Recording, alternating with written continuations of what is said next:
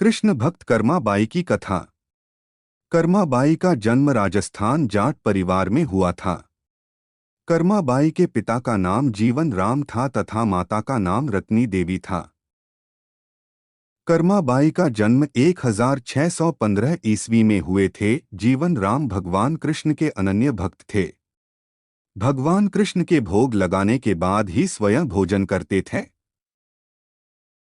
जीवन राम अपने पत्नी के कहने पर पुष्कर तीर्थ मेला जाने का निर्णय लिया। जीवन राम ने अपने बेटी कर्माबाई को भगवान कृष्ण के सेवा करने का कार्य सौंप दिया। उन्होंने कहा, बेटी बिना भगवान के भोग लगाए हुए भोजन नहीं करना पिता का आदेश मानकर कर्माबाई ने वैसा ही किया। भगवान को रोज प्रतिदिन बाजरे का खिचड़ा बनाकर भोग लगती थी। एक दिन कर्माबाई खिचड़ा का भोग भगवान के सामने परोस दी और अपने घर के काम में लग गई। थोड़ी देर में कर्मा बाई भगवान के मूर्ति के सामने बैठ गई और भगवान से बोली, मेरे पिताजी तो तीर्थ करने गए हैं। पिताजी के हाथों से कैसे भोजन करते थे? प्रभु, मैं पड़ोस दी हूं, क्यों नहीं भोजन कर रहे हैं? अभी मेरे पिताजी को आने में बहुत समय लगेगा। कब तक भूखा रहेंगे? प्रभु, आप भोजन नहीं करेंगे तो मैं भी भोजन नहीं करूंगी। यह छोटी सी बच्ची के करुणा भरी आवाज सुनकर भगवान कृष्ण प्रतिमा में से बाहर आ गए और बोले, बेटी तुमने तो पर्दा लगा ही नहीं तो भोजन कैसे करूं? थोड़ी देर में श्री कृष्णा खिचड़ी खो गए। उसे दिन से भगवान कृष्ण ने कर्माबाई के हाथों से बने हुए खिचड़ा का भोजन करते थे। कर्माबाई प्रतिदिन भगवान के लिए खिचड़ा बनाया करती थी।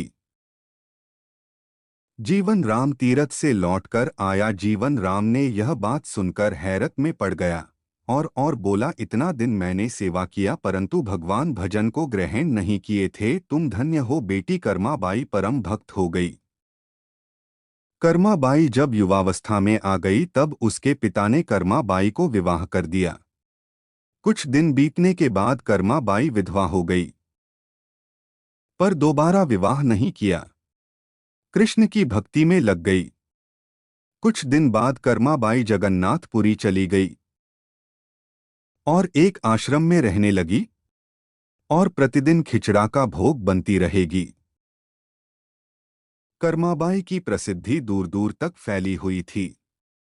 दूर दूर से संत उनसे मिलने के लिए आते थे। ऐसे ही एक रोज एक महापुरुष आए और कहने लगे कि कर्माबाई, हर रोज भगवान तुम्हारे घर भोजन करने के लिए आते हैं। तुम कैसे भगवान के लिए भोजन तैयार करती हो? कर्माबाई ने अपने सीधे स्वभाव के अनुसार कहा कि मैं प्रभु का स्मरण करते करते ही भोजन बनाती हूँ, खिचड़ी बनाती हूँ। जिस समय भोजन तैयार हो जाता है परोसकर रख देती हूँ। भगवान आकर भोजन कर जाते हैं। महापुरुष कर्माबाई से कहने लगे कि तुम्हें भोजन करने से पहले स्नान करना चाहिए। जिन लकड़ियों के साथ आग जलाती हो उनको धोकर, सुखाकर और लेप करके फिर भोजन तैयार करना चाहिए। यह बात सुनकर कर्मा चिंतित हो गई कि मैंने तो कभी ऐसा सोचा ही नहीं। कर्माबाई ने दूसरे दिन लकड़ियों को धोकर रख दिया, स्नान किया, चौके की सफाई की और भोजन तैयार करने लगी। भगवान हर रोज की तरह नियत समय पर आए और देखा कि कर्मा ने भोजन अभी तैयार नहीं किया। वे वापस चले गए। कुछ देर बाद कर्मा ने भोजन तैयार कर दिया और परोस दिया। भगवान आए और भोजन करने लगे। उनके हाथ और मुंह पर अभी खिचड़ी लगी हुई थी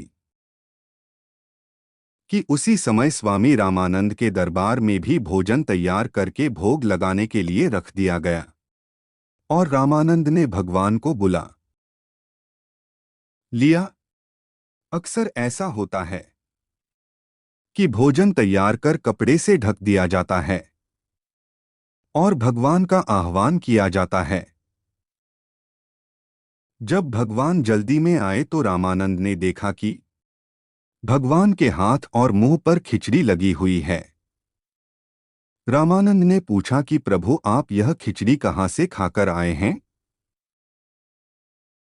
और आप आज इस रूप में कैसे आ गए?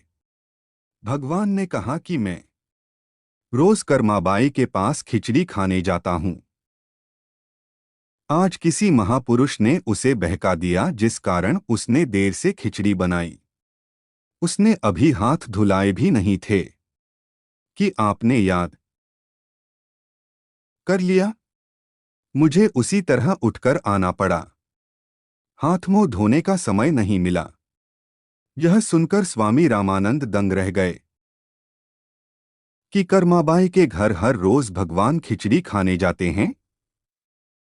स्वामी रामानंद कर्माबाई के घर गए और कहा, आप हर रोज भगवान के लिए भोजन तैयार करती हैं और भगवान हर रोज खिचड़ी खाने आपके घर आते हैं। आपने ऐसी क्या साधना की है जिसके कारण भगवान आप पर इतने दयालु हैं?